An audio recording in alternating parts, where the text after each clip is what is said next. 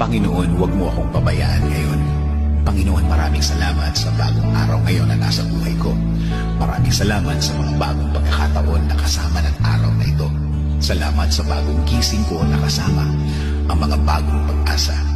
Panginoon, hinihiling ko po sa inyo na huwag niyo po akong pabayaan ngayong araw. Huwag niyo po akong iwan. Huwag niyo po akong pabayaan mag-isa. Ayaw ko po, Lord, ng nag-iisa. Alam ko po na kapag kasama ko kayo, ang lahat ay magiging maayos.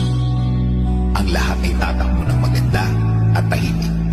Ang isang araw na kasama kayo, Lord, ay isang araw na nasa tama ang lahat. Alam ko, Lord, na ikaw ang magiging guide ko. Alam ko, Lord, kung ikaw ang maglilid ng buhay ko, mapupunta ito sa maayos at tahimik talaga ang lahat. Dahil alam ko na ang araw na ito ay bahagi ng inyong magandang plano. Lord, nasa gitna po ako ng isang matinding problema. Isang matinding problema na kinukuha ang lahat ng parts ng aking araw.